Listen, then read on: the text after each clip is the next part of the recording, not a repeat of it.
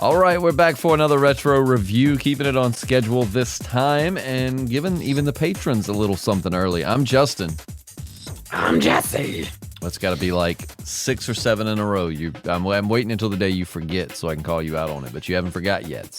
But we are the Podcasting Dead. We podcast about a lot of different stuff, and we also happen to talk about The Walking Dead. So we're going back through and reliving the episodes from the beginning till now. You can find the whole stash on our YouTube. You can also get these on SoundCloud, iTunes, all of that.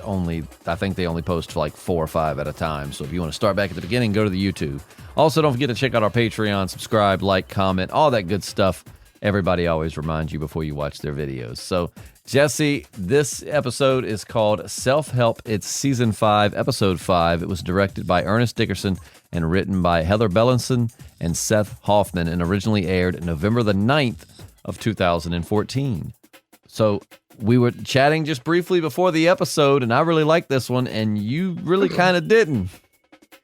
Yeah, I don't know. I guess I had very high hopes because the last episode was just Beth. So I thought this one was going to be like amazing, but I was kind of bored. But I was right about Eugene, the mullet. He's not a scientist, and he doesn't know how to save the world because he has a mullet. You think the mullet is the main reason why he doesn't know how to save the world? I think that I called it, and it was because of the mullet. I was a scientist until my mullet grew out, and then I lost my scientist abilities. But yeah,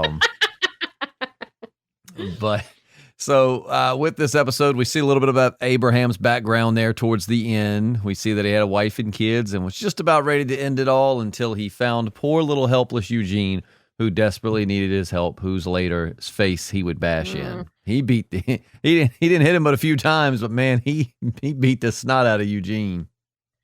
I mean, Eugene was his like reason for living. I can totally get why. I mean, because he has to be questioning everything at this moment. Oh, absolutely. At a time where he needed someone to protect, he found Eugene, and it gave him a whole new sense of purpose after losing his wife and kids. Yeah. And now all of that was a lie. Yep. So I really wonder where he's gonna go now. I don't know. He's kind of desperate. Well, not desperate. He's kind of hopeless at the moment. So he just could become a shell of the man he was. Well, hopefully he'll stick around because, I mean, obviously he's like a big help to the group. So, I mean, he's an asset. He is an asset. He's not worthless. Did you like the conversation of Glenn and Eugene in the bus when he's like, "Why the mullet?" Yeah, I guess. Well, I mean, the mullet got brought up, so I was like, okay, somebody addressed the mullet. It's a sweet little mullet. It is a good mullet. It is a good mullet, but a scientist would not have that mullet. How do you know what a scientist would and would not have? I'm sure somewhere out there in the past, there's been a scientist rocking a sweet, sweet mullet. Who are you to judge mullet kind and assume that having a mullet means that you're dumb? I mean, listen, here where we live, it usually does signify that you're a little dumb. Yeah. I don't know, because all of them, everybody where we live right now has mullets. Well, and I'm sure that some of them are pretty smart. So, well, I'm thinking back to this time, though, 2014. Like, the mullets just got popular because of Morgan Wallen. Like, other than that, before Morgan Wallen, mullets were back to a very select few. And the ones that were rocking the mullets usually were not the brightest of people I'd ever met. But no, now everybody has them because Morgan Wallen brought it back and made it popular. What'd you think about that steamy, steamy love making with creepy, creepy Eugene just sitting there watching? I would have been Eugene 100%. That would have been me. He was like, "All right, cards on the table." I was watching. I was like, "Me too, Eugene." Like, why did Tara have to show up and ruin everything? Rosita and Abraham. Oh, listen, she wanted to watch too. Get a little bit of the action, if you know what I mean. It's probably like Tara acted like she caught him, but in reality, she was just coming there to spy on him too and was like, "Oh, crap.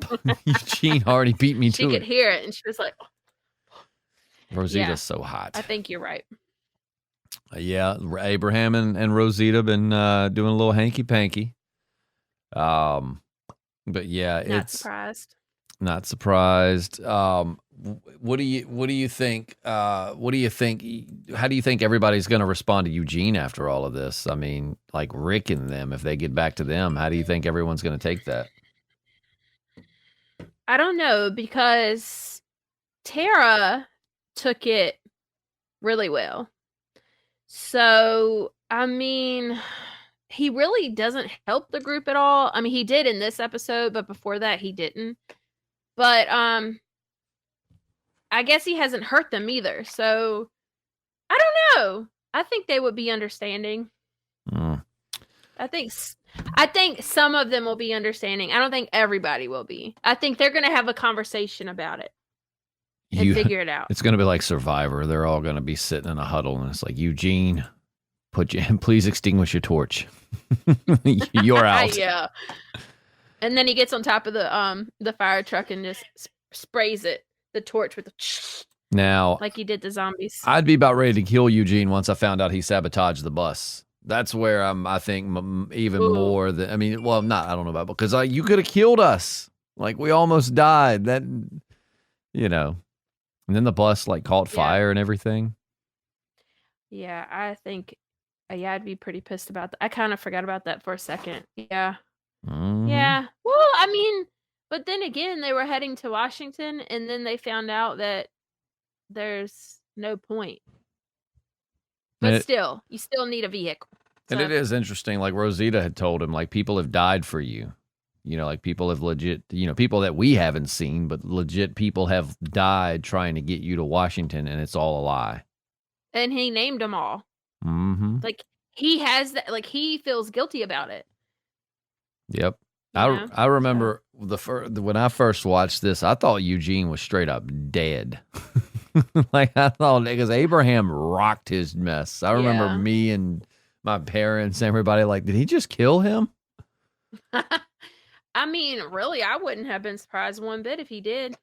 No, because he hit hard, which is, you know, it's I don't know. I like this episode because it's kind of fun. We get to see Eugene with the fire hose cutting all those walkers apart with high pressured water, which was fun. That was so cool. I did like that scene. It was very gory. I loved it. I just figured with this episode, was pretty smart. Maybe he is a little smart. Oh, he's definitely is smart. That, you know, he's definitely got some smarts about him. He's just not very strong. But I just figured after that boring Beth hospital episode, this would have been like amazing, just because it wasn't Beth and you were out of the hospital. Well, also, I still don't know what happened to Carol. Like, I thought. Now you're like, I want to go back to the hospital. I thought I didn't, but I want to go back. Pretty much. I want to go back to the hospital, but I don't want it to be focused on Beth the whole time. I don't know. I really wish that they would, I really wish they would just give us a little bit of everybody in each episode, because that's what they should do. 100%. That's what they should do. They should have, like I've said 1,000 times, they should have done it like Game of Thrones and a lot of other shows, to where like you get a little bit of Abraham and them, and then it flashes to Rick and them, then it flashes to the hospital. Then it would have made these episodes some of these episodes feel way less slow if you would have had other stories going at the same time. Yeah, especially the hospital one, but we're past that now, so. Yeah, the hospital one is. It can only go uphill from here. Indeed, it can. It's going going uphill slowly, but we're getting there. Season 6 was just it's so cool to think about, man. Like, before you know it, we're going to be into season 6, and season 6 is where we started this channel with season 6, episode 1, and soon there's going to be. It's going to be 2. It's crazy how fast time goes, because you can go on the channel and you'll be able to find a podcast that was recorded immediately after the episode aired, way back when, like, and then now it's so long ago that now you can find another one for the same episode looking back on it many years down the road. That is really cool. I need to start going back and watching or listening to the ones you guys did.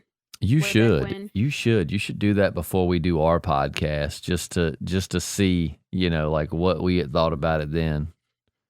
Especially once Ooh, season 6 yeah. starts. You know, once you get through season 6, episode 1, before we podcast, you should listen to our old podcast. Yeah, I need to. I want to do I think that. that would be dope. But what do you That would think? be dope. How do you think? I mean, like, where do you think they're going now? Because they were headed to Washington. Because it started getting hot there for a second. They saw all those zombies in the road, and there everybody's like, "Nah, we ain't doing this." And Abraham kind of goes into these. If you pay attention, because Abraham's goofy as hell, but he kind of goes into these little like rage. I don't know if I'd call it rage, but just where he gets hyper focused and nobody can tell him anything. Where he honestly gets kind of scary. Yeah. It reminds me, like, it just seems like he's like a drill sergeant or something. Like, you can't, what he says goes. And if you say anything otherwise, except he listens to Rosita. Do what? Huh? What did you say about Rosita? He listens to Rosita. I mean, I would too. Most of the time. If that was my apocalypse butt buddy, I totally would too. I suppose I would too. You can't lose that, Abraham. No. I don't blame you. Then all you got left is Eugene. And now not only are you not attracted to him, but he's a liar. A straight up liar with a mullet. Yep. No. Glenn's got Maggie. Yeah. But like this time when she had a good point. She was like, we can't get far because we keep going and we don't ever stop to rest. And then we get beat up and we don't stop. And that he was not having it. Oh no, he was hyper focused. He was like hyper focused. Like we're getting him here but yeah, it is interesting. Like I said, now it just completely he really doesn't have the purpose that he had before. You know, I mean, that was his whole deal, was that he was getting Eugene to Washington to save the world. He thought he was really doing something there, and like now he's just not. Yeah. So. Well, I think now they're gonna try to find Rick and them. I think that's gonna be their next move. Oh yeah, yeah. I mean, it makes the most sense at this point. Yeah.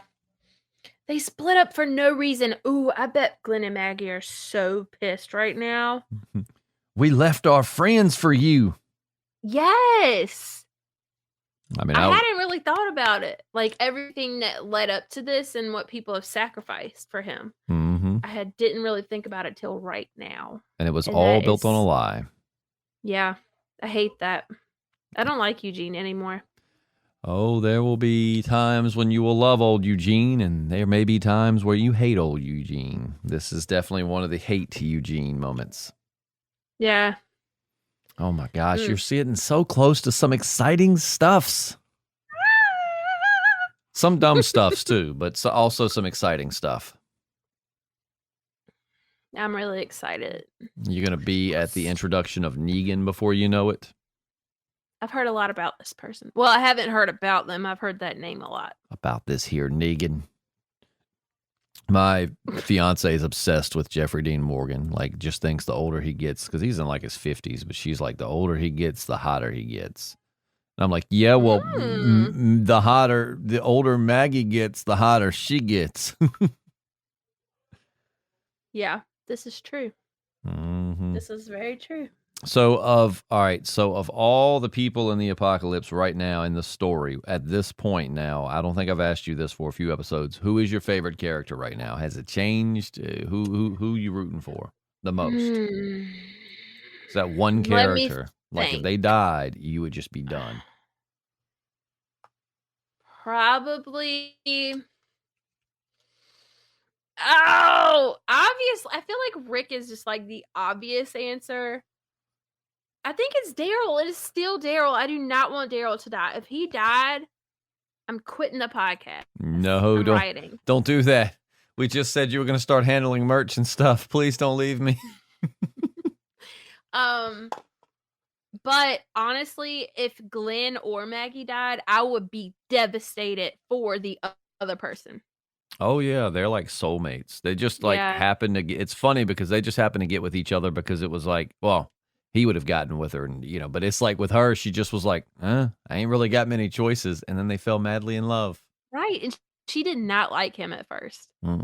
She just wanted that booty. It was just some fun booty time. Yeah. But Glenn's becoming more of like a man though. I like Glenn's transition. Like you go back and rewatch season 1 and 2 and you watch Glenn now, and like Glenn is really like toughened up. Like, you know what I mean? Yeah. He is a whole man. A whole man. A whole man. Well, Maggie completes him, I think. He's one whole ass man. He's a whole ass man. He's a good man. He is a good man. He's a really Glenn is one of my all-time favorites. Like I said, it's still probably my 3 would be Rick, Michonne, and Glenn would probably be like my tops. You know what? I forgot about Michonne for a second. Yep, it's because you hadn't got to see her in a couple of episodes. It's so hard to pick a favorite because I feel like the group as a whole, like if any of them died, except for Beth, I would be sad. If any of them died, except you, Beth. Sorry, not sorry. She'd sing a sad song about it. Oh yeah, she would. She would probably still sing as a zombie. She. That's how annoying she is. How would that sound? Sing a zombie ballad for me as Beth. I'm dead and I can see the apocalypse is upon us. That sounded like some old blues or something there at the beginning. Oh, it does. Put some like little guitar behind that. I'm dead. Yeah. We got something. We're on to something. We're gonna start a band, and it's gonna be Apocalypse Bluegrass. No, sorry, Yes. Apocalypse Blues. The Apocalypse. Yeah. The Apocalypse Blues. There you go. I can't, but we would have to like just do one like 30-second songs because that hurt. Oh, it does. Anytime you talk like this, it's like after a few seconds.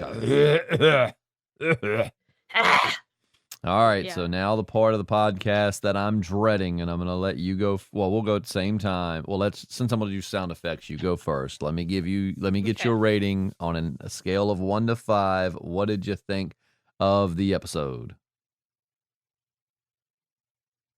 Am I going? Go. What did I say? The 3, I think I said 3 and above gets a click cheer, right? Just because I'm gonna have to go back and rewatch that podcast from last week. I'm gonna give it both. Yeah. I think you said 4 to 5. 4 to 5 gets applause. All right, well, you get one more of those. Hold it up. Oh, sorry. All right, just stand there and hold it. I give it a 4.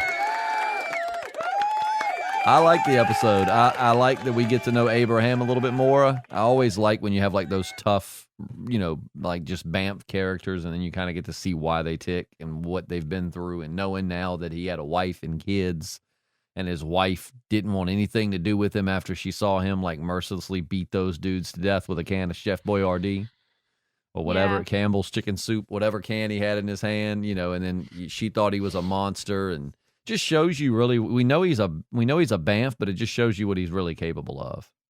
Yeah.